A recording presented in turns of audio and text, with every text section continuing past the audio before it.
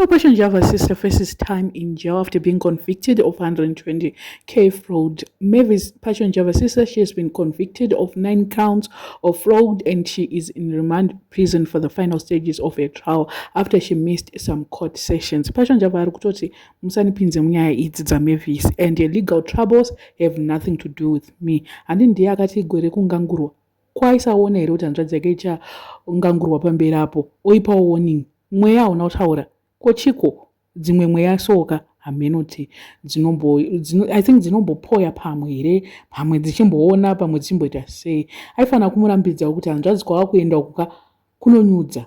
So Mavis and their accomplice Pauline Gutsa were convicted after a fair trial, and tomorrow they'll be appearing in court for pre-sentence hearing and sentencing.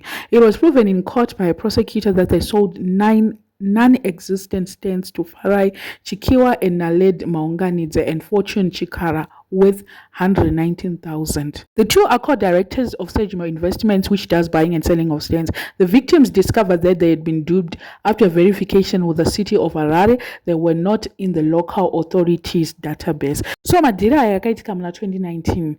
One of the victims, Anonze Farai, talked with Passion Java's sister and they said they have Mustangs ku Milton Park, Vinona, Logan Park and Gano. And Farai bought 3 Mustangs in Milton Park for 15k each. Farai ane construction company yake, so he bought 3 stands for his company and for his personal ndobva atenga 6 Mustangs ku Vinona Logan Park worth 64,000. So in total akavharwa 97,450 yanga deposita for 9 Mustangs. Mukuona chitsotsi chavaita vaiti vane Mustangs ivo zvavasina vachidya mari zvinhu zvacho so.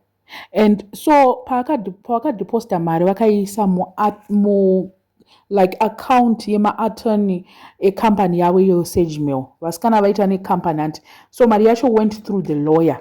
I think vakatengesa vachifunga kuti vachazowana here, I don't know, but vafanaka kurifanda munhu from 2019 timuna 2026 like 6-7 years later.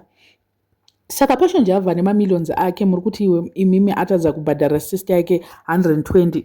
Maguchi anotenga aya achienda kwaSparks achiti kuona here kuti bhachi rangu iri 100,000 ukona wachi yangu iyi mari yakati ari kutadza here kupa sister yake mari dzacho kana kuti hadzibatsire mhuri here we don't know. Dzofanira ngoita iye nevamwe vanhu vasiri mhuri because if you remember brother yake yaiseka Passion Java yaimpopotera yainzi iri kufa nenhamo handiti ndizvozvo futi izvozvo sister yacho futi ikuita basa kutora Mustangs evanhu kuita sei kana aine mamillions nyaya yanga isingafanira kutomboenda kucourt at all. Sister yake yakunyadzisirwa kudai so pajekerere nevanhu kudai zvakanzi gore rekungangurwa. Saka aitaura here nesister yake futi kuti changangurwawo ipapo ende gore rinoridze kwaJava dzakawandisa iye Java ane dzakewo sister yacho ine zvakewo mhuri yacho ivo vabereki vacho havasitombo vabereki vake vacho vakafa ndi if I'm not mistaken. I think ndiani mai vake vachiri vapenyu baba ndo vakafa hamenoti chii chiri kwana Java ikoko I don't know, I forgot nyaya yevabereki.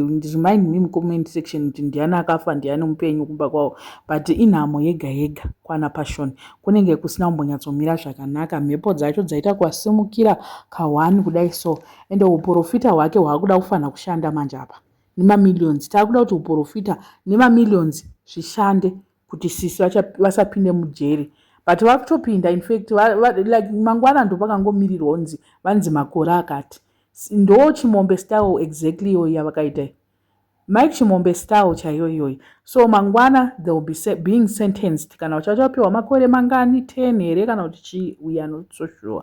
Vari vamwe vanhu dai vadzurira mari pamwe zvanga zvichazoita zvakanaka pasentencing yavo zvanga zvichiita zvakanaka Passion chipindirawo hanzvadzi dzisapindika mujeri ndozvatirikunda.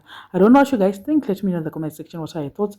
Panyaya vasara subscriber, please make sure that you're subscribed and see you in my next video.